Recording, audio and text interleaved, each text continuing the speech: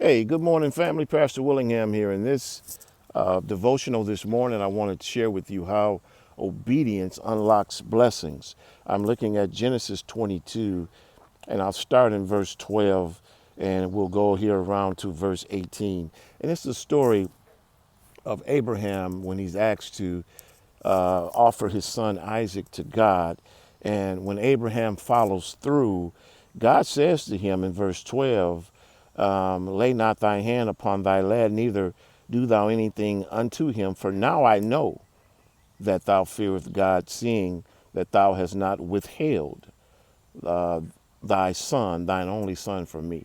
And so God wants to know in our obedience that we won't withhold from him. Disobedience withholds from God our gifts, our giving, our talents, and many times we are withholding from God. But if we withhold from God, there's blessings that God has for us that we don't access.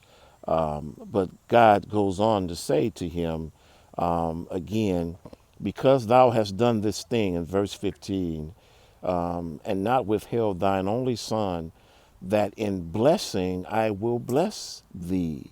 Because you made this offering, now I will bless thee, and in multiplying I will multiply thy seed as the stars of the heaven and the sand which is upon the seashore. And thy seed shall possess the gate of his enemies, and in thy seed shall all the nations of the earth be blessed, because thou hast obeyed my voice. And so this is the power of obedience to God, that it unlocks blessings.